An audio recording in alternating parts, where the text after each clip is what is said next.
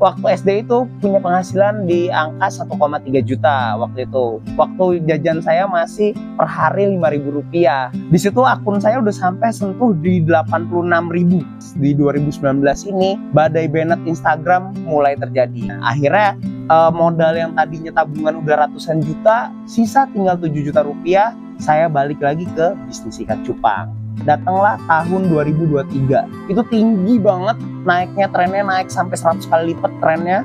Akhirnya bubbling, pecah, dia langsung drop di tahun 2023. 2023 itu tahun kehancurannya Fiskinian. Mengalami kerugian, mungkin orang-orang melakukan PHK, tapi Fiskinian justru malah hiring terus. Karena kita percaya ke depannya bakalan naik lagi ikan cupang. Udah berbagai macam negara udah pernah kita kirim. Pernah kita di angka 15 juta. Tapi kalau untuk di tahun-tahun 2024-2025 ini, harga tertinggi yang kita jual itu di angka 7 juta rupiah di jenis Inuyasha yang galaksinya. Cintai dulu produknya atau cintai dulu ikan cupangnya. Jadi kalian harus punya passion di ikan cupang. Kalau misalnya kalian gak suka di tengah perjalanan kalian berbisnis, akhirnya ikan cupangnya ditelantarin aja, kan kasihan. Jadi sebelum memulai bisnis ini, coba cintai dulu produknya.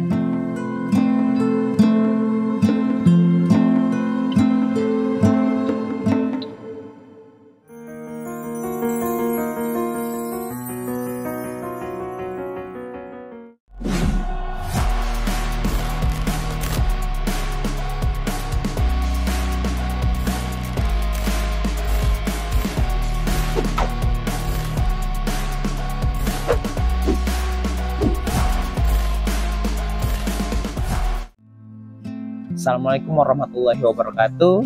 Perkenalkan sahabat Nonterra 3, saya Muhammad Rizky Rakayanto, biasa akrab dipanggil Raka di Fiskinian. Saya merupakan owner dari CV Fiskinian Aquatic, bergerak di bidang ikan hias, terutamanya kita besar di ikan cupang.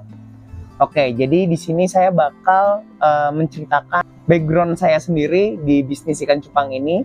Awal mula saya berbisnis itu saya mungkin dari waktu saya kelas 6 SD. Waktu itu saya bermain game, namanya mungkin teman-teman tahu di tahun 90-an, angkatan 90-an, itu nama gamenya adalah game Seal Online. Nah, di game tersebut saya itu mempunyai penghasilan, waktu SD itu punya penghasilan di angka 1,3 juta waktu itu. Waktu jajan saya masih per hari Rp5.000. Kita skip waktu SMP saya nggak begitu berbisnis, tapi lebih fokus ke akademi. Nah, terus mulai lagi itu turning point-nya lagi itu ketika saya berkuliah.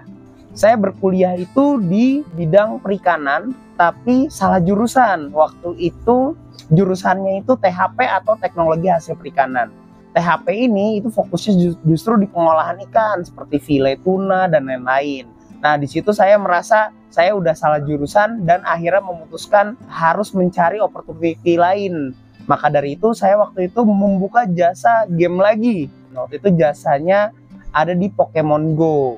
Di Pokemon Go saya waktu itu per minggu bisa mendapatkan uang itu sampai 10 juta rupiah. Nah, dari uang tersebut saya putar lagi ke bisnis lain. Dulu kalau teman-teman tahu Line, sekarang kan WhatsApp. Nah, kalau dulu itu zamannya lagi di Line Ad. Nah, di Line Ad ini saya ngebuka channel gitu untuk menerima endorsan. Nah, dari itu uang dari hasil Pokemon Go-nya habis begitu saja untuk promosi si akun tersebut. Tapi akun tersebut nggak menghasilkan feedback sama sekali. Nah, itu jatuh pertama kali di bisnis, uangnya habis. Akhirnya saya mengumpulkan lagi dengan menjual, namanya itu kayak telur purba. Itu namanya Triops longicaudatus. Jadi itu kayak telur instan kalau kalian taruh di kayak Artemia modelannya, cuman dia benar-benar bisa besar. Namanya Triops longicaudatus. Cuman karena kurang profitable, akhirnya saya nggak sengaja lewat di jalan di daerah Malang, ada tukang ikan cupang. Saya mampir, pas dilihat di situ ada cupang jenis koi. Jadi waktu dulu belum ada Nemo dan lain-lain, tapi jenisnya itu jenis koi. Nah, koi itu harganya sampai 130.000. Saya kaget dong, karena waktu SD pernah breeding ikan cupang juga, jadinya banyak. Jadi ini saya melihat sebagai opportunity bisnis yang sangat bagus, karena harganya sangat tinggi. Saya mulai tanya-tanya ke namanya Pak Gendut di Malang, ada nggak sih yang lebih mahal dari ini? Ternyata ada beberapa jenis. Waktu itu pas di Facebook group di tahun 2016, itu ada ikan jenis Dumbo Ear Gold. Zaman dulu itu harganya masih 1 jutaan. Dengan uang jajan saya yang dulu di 1,5 juta, saya sisihkan tuh sekitaran 500.000 per bulan untuk beli indukan ikan cupang. Udah kekumpul selama 3 bulan, beli indukan, beberapa indukan lah, ada jenis fancy, Dumbo, dan lain-lainnya. Nah, cuman karena gagal breeding, akhirnya saya kayak, ya udahlah, sudah gagal di breeding ikan cupang, saya mau jual nih si indukannya. Ternyata itu sempet laku. Waktu itu sih sebenarnya beli indukannya nggak sejuta juga. Saya cari yang murah-murah di angka 300 ribuan, tapi akhirnya itu laku di angka 600 ribu. Berarti di situ saya melihat peluang margin profit yang cukup besar, itu sampai 2 kali lipat kan. Terus lalu saya nanya ke sellernya, dulu sellernya namanya Enal Sanjaya. Ini kalau partaian beli grosir 10 ekor harga berapa? Ternyata beli grosir 500 ribu dapat 10 ekor, berarti modalnya 50 ribu. Dan saya bisa jual di angka 600 ribu. Nah di situ perjalanan saya bisnis ikan cupang itu pertama kali terjun di Instagram. Jadi seller Instagram itu hanya ada 2. Kalau nggak salah itu ada di Pak Mirza, King Rostel Indonesia, sama satu lagi itu Sinar Beta Medan. Nah saya di situ langsung masuk Instagram dan saya melakukan endorsement. Waktu itu ke Indozone, kalau misalnya kalian tahu Indozone, terus kayak animator-animator seperti Dalang Pelo itu saya endorse dan akun Instagram saya meledak. Jadi saya posisinya jadi yang paling besar saat itu di Instagram. Di mana-mana orang lagi fokus di Facebook, saya waktu itu udah membesarkan nama. Waktu itu bukan Fiskinian, namanya Beta Indo Gallery. Di situ akun saya udah sampai sentuh di 86 ribu. Padahal pionirnya Pak Mirza di King Rostel Indonesia itu masih di angka 30 ribu ke 40 ribu. Nah, berjalan mulus, bisnisnya growth sangat cepat, karena followersnya naiknya juga sangat cepat kan. Dengan margin profit yang sangat tinggi, keuntungannya besar banget. Waktu itu kita endorse terus. Sampailah pada tahun 2019. Di 2019 ini badai Bennett Instagram mulai terjadi karena mulai muncul berbanyak macam seller kan ya. Karena ngelihat Beta Indo Gallery ini besar, terus penjualannya bagus banget, otomatis orang akan mengikuti.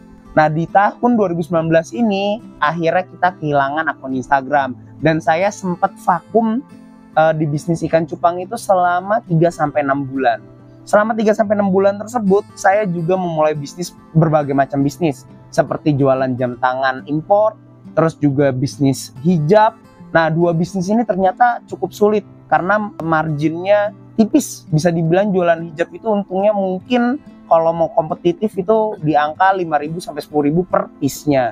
Yang biasanya cupang mungkin untungnya besar banget, ini ketemu produk yang marginnya cukup tipis. Sedangkan kita mainnya endorsement, dan itu ternyata nggak balik modal, justru malah merugi.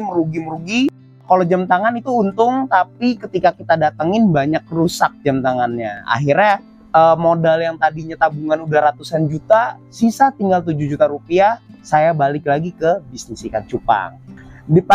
Pada saat itu pas balik, karena takut pakai nama Beta Indo Gallery lagi, takut ke Bennett, akhirnya saya nanya tuh ke istri saya yang sekarang, dulu masih pacaran.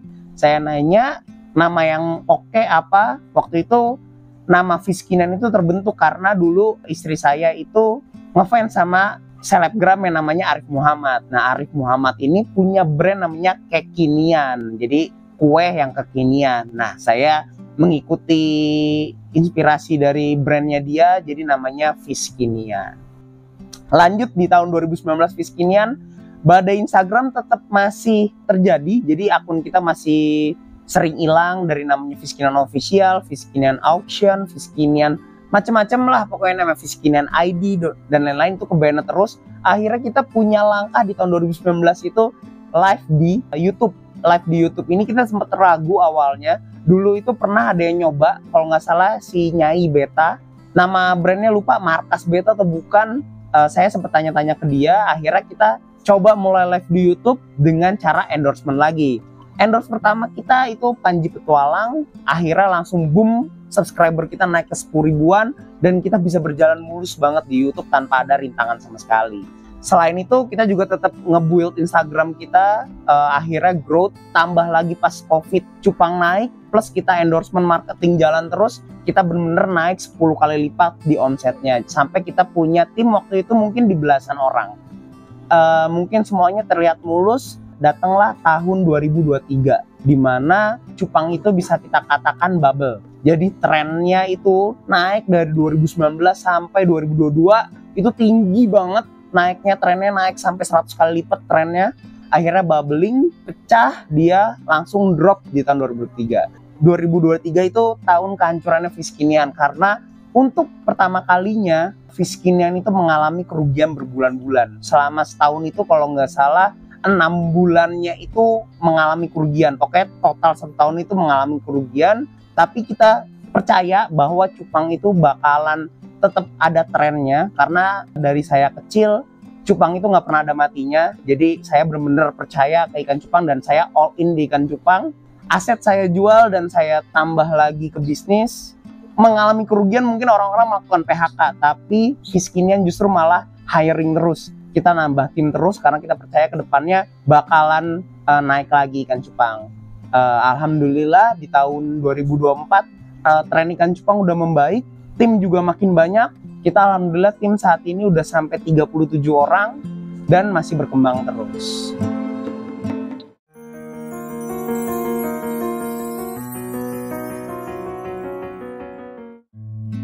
Kenapa sih Fiskinian memilih ikan cupang sebagai main core bisnisnya?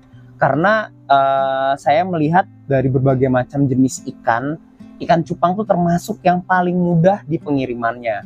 Kalau misalnya ikan koki, ini marketnya besar banget ikan koki. Tapi untuk pengirimannya itu untuk lokal itu kurang fleksibel menurut saya pribadi. Karena pengirimannya harus lewat kereta maupun kargo. Itu akan menyulitkan customer untuk melakukan pengambilan biasanya. Terus juga kapasitas untuk ternaknya itu juga sangat mudah. Jadi hanya menyampurkan jantan dan betina dan kita bisa menghasilkan ribuan ikan cupang.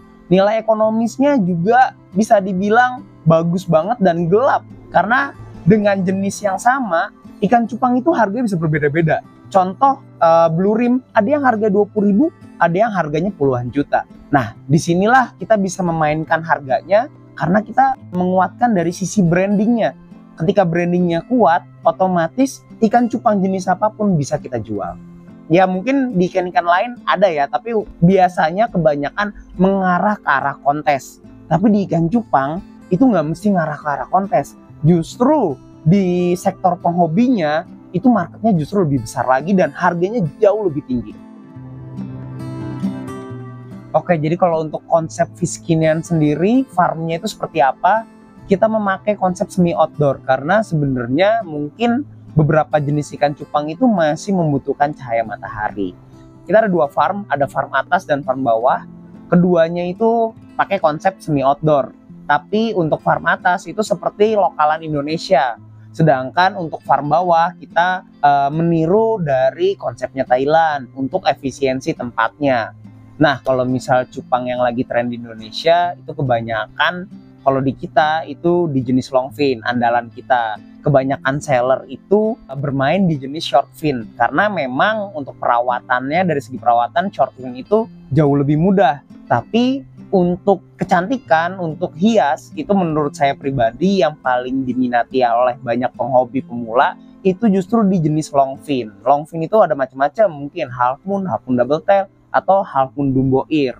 Nah, tapi kalau untuk di Fiskinian sendiri, itu yang paling laku dari kita awal berdiri sampai sekarang ini itu ada di jenis dumbo ear. Kalau untuk harga tertingginya ikan cupang untuk saat ini itu jenis yang lagi kita kembangkan itu ada di jenis Inuyasha. Inuyasha ini untuk warna ya, dia warnanya identik dengan daging merah dan juga siripnya itu ada warna lain. Sebenarnya Inuyasha kan basic warnanya merah dan putih, cuman emang penamaannya ini datang dari orang Thailandnya yang menamakan Inuyasha. Cuman di Thailandnya sendiri jenis ini tuh udah nggak dilanjutkan, udah nggak dikembangkan, jadi hanya ada di Fiskinian. Oke, jadi kalau sumber indukannya Fiskinian sendiri itu sebenarnya banyak dari impor Thailand. Karena kita tujuannya itu pengen ngedatengin jenis-jenis yang ada di Thailand. Walaupun itu jenisnya sama, misalnya kayak maskot di Indo sama maskot di Thailand itu karakteristiknya berbeda. Jadi kita sih visinya pengen datengin indukan dari Thailand dan kita kembangin di sini. Jadi para orang Indonesia tuh nggak perlu import-import lagi. Justru nanti ketika sudah banyak di Fiskinian, kita malahan bisa ekspor ke berbagai negara kayak gitu.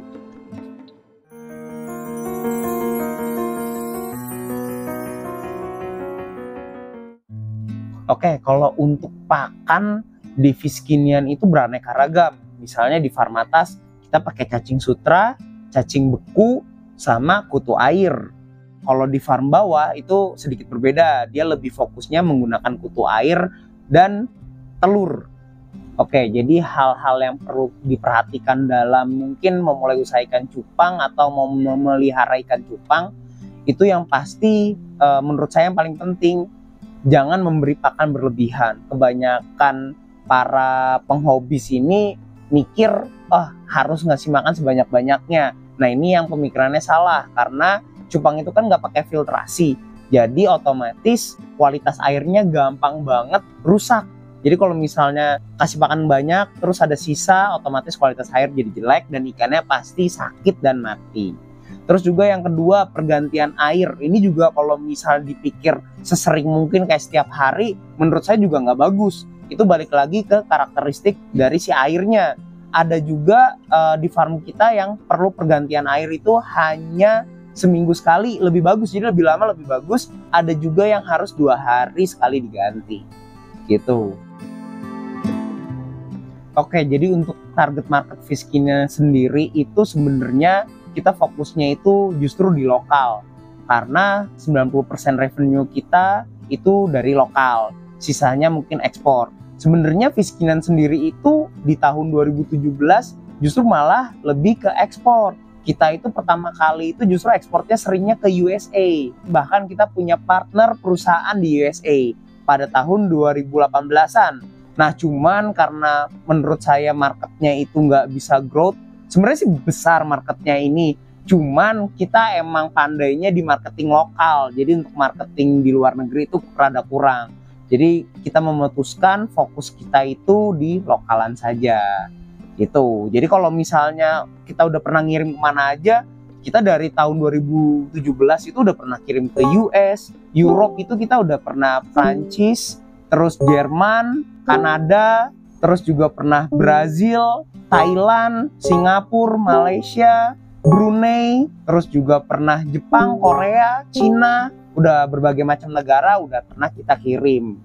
Terus untuk lokalnya gimana? Lokalnya kita hampir seluruh Indonesia sudah kita kirimin tuh. Karena tujuan alamat di Fiskinian itu sudah mencapai puluhan ribu alamat. Untuk harga paling tinggi yang pernah Fiskinian jual sih nggak tinggi-tinggi banget sih. Waktu itu pernah kita di angka 15 juta. Pernah dapat tawaran waktu itu jenis Half Moon Hellboy tahun pas zaman Covid, pernah ada tawaran di 20 juta. Cuman kebetulan host kita masih belum lepas ikannya karena berharap bisa laku 25 juta, tapi malah ikannya mati waktu itu. Jadinya gagal tuh jual 20 juta. Tapi kalau untuk di tahun-tahun 2024-2025 ini, harga tertinggi yang kita jual itu di angka 7 juta rupiah di jenis Inuyasha yang galaksinya gitu. Kalau bicara kontes sendiri, kontes itu bukan main fokusnya Fiskinian, karena kita justru menghajarnya market penghobi. Cuman kalau untuk kontes sendiri kita pernah beberapa kali ikutan, bahkan kita pernah mendatangkan head judge-nya untuk ngasih materi di Fiskinian agar host-host kita punya ilmu kontesnya.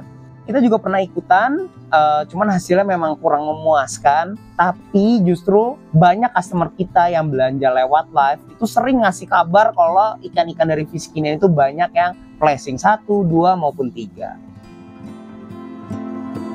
Strategi Fiskinian pada tahun 2023 ketika tren tuh lagi hancur-hancurnya. Jadi waktu itu kita tetap fokus ke ikan cupang, tapi kita melakukan pivot ke ikan predator, karena waktu itu ikan predator masih cukup tinggi secara tren. Jadi trennya itu sempat transisi dari ikan cupang ke ikan cana kalau nggak salah. Jadi waktu itu live kita yang streamingnya itu di ikan cupang, akhirnya kita banyak berubah ke ikan-ikan hias seperti ikan predator, ikan-ikan hias pendamping aquascape juga kita lakukan live streamingnya. Nah kebetulan para viewers kita atau para sultan-sultan kita itu udah jenuh juga dengan ikan cupang, akhirnya banyak yang nge-support belanja di ikan predatornya. Jadi kita selama tahun itu bisa dibilang survive ya, mungkin karena itu juga. Jadi untuk rencana Fishkin di tahun 2025, kita mungkin akan menambah tim lagi di live streaming karena kapasitas produksi kita meningkat, karena kita sudah mulai pakai 2 breeder. Jadi kita punya tim breeding itu 2 orang, otomatis nanti kapasitas produksinya makin besar dan kita harus memikirkan cara keluar ikannya lebih banyak lagi. Nah, opsinya itu ya mungkin dengan mencari reseller atau juga kita menambah live streaming lagi. Lalu juga kita juga pengen rencana itu ke China untuk belajar tentang alat-alat aquascape dan lain-lain, karena kita melihat industri ikan itu cukup besar di Indonesia. Jadi kita mungkin akan nge-branding alat-alat yang bisa dimarketkan di Cina kayak gitu. Harapan di 2025 untuk para seller ikan cupang, mungkin kita bisa berkaca ke para pemain di Thailand. Mungkin sebenarnya lokalan di Thailand itu nggak sebesar di Indonesia. Mungkin kalau misal lokalan, Indonesia justru malah besar secara lokal. Tapi kalau untuk ekspor dan lain-lain, kita masih sangat kecil dibandingkan Thailand. Di Indonesia sendiri itu farm mungkin yang saya pernah kunjungi paling besar, mungkin kapasitas penampungan ikan yang sudah siap jualnya mungkin di range 60.000 sampai ratusan ribu aja. Tapi di Thailand itu ada farm yang memiliki kapasitas sampai 2 juta ekor. Itu ikan siap jual 2 juta ekor. Dan saya pernah melihat juga mereka itu melakukan pengiriman pakai truk sapi. Sampai ada mungkin 4 sampai 6 truk untuk melakukan pengiriman. Kita aja mungkin hanya semobil APV itu, yang itu kerdusannya itu udah merasa sangat banyak, tapi sebenarnya kita masih ketinggalan jauh banget secara industri ikan cupang Thailand dan Indonesia. Pesan-pesannya untuk sahabat Tentera 3 yang mungkin setelah mendengar cerita dari saya pengen join jadi pembisnis ikan cupang, kalau dari saya pribadi coba cintai dulu produknya atau cintai dulu ikan cupangnya. Jadi kalian harus punya passion di ikan cupang. Kalau misal kalian gak suka di tengah perjalanan kalian berbisnis, akhirnya ikan cupangnya ditelantarin aja, kan kasihan. Jadi sebelum memulai bisnis ini, coba cintain dulu produknya.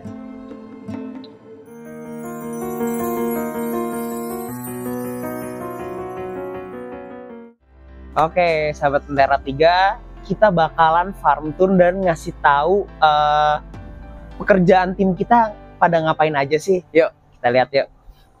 Nah, jadi di sini di bagian farm ini ada Mas Emon lagi ngasih makan ikan-ikan indukan kita. Ini kebetulan ini ada rak indukan. Ini lagi diberi pakan oleh Mas Emon, dan juga ada Mas Irul yang lagi ngasih makan di bagian rak jenis plakat. Oke, kita lihat lagi ke bagian penjualan. Jadi kita memisahkan 2 tim kita. Jadi ada tim yang untuk merawat ikan dan juga ada tim penjualan. Nah, di bagian sinilah ada tim penjualan. Ayo berjualan kalian. Oke, jadi di sini ada 3 ruangan dan semuanya ini untuk kita berjualan lewat live streaming. Di ruko yang sini itu tuh tempat live streaming YouTube.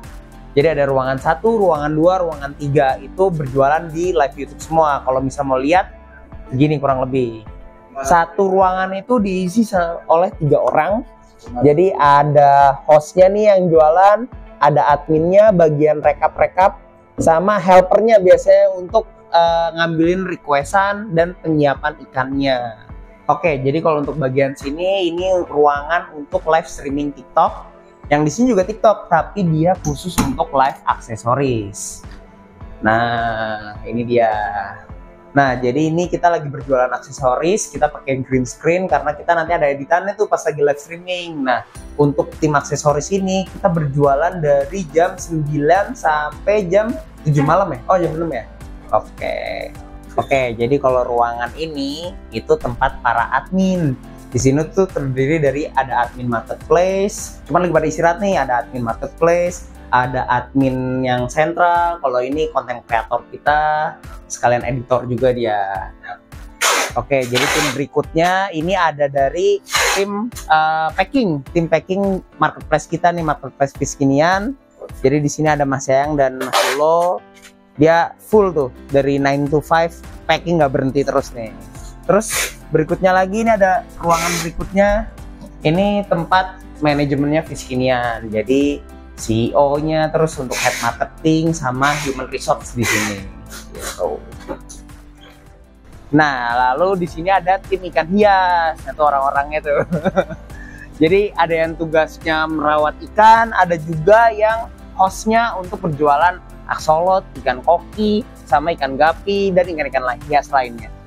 Oke, tim terakhir ini ada tim perawatan ikan juga sebenarnya, cuman di sini fokusnya untuk ternak atau breeding. Nah itu yang di situ ada Mas Sadat petani kita, terus yang ini helpernya yang ngebantuin Mas Sadat dalam breedingnya. Tuh. Oke, jadi begitu saja sahabat Lentera 3 cerita dan edukasi saya dan Fiskinian. Kalau misalnya menurut kalian ini konten yang bermanfaat, kalian bisa subscribe Lentera 3, dan kalau kalian berminat sama ikan-ikan cupang di Fiskinian, bisa langsung subscribe YouTube-nya Fiskinian. Oke, begitu saja. Saya Raka pamit undur diri. Terima kasih.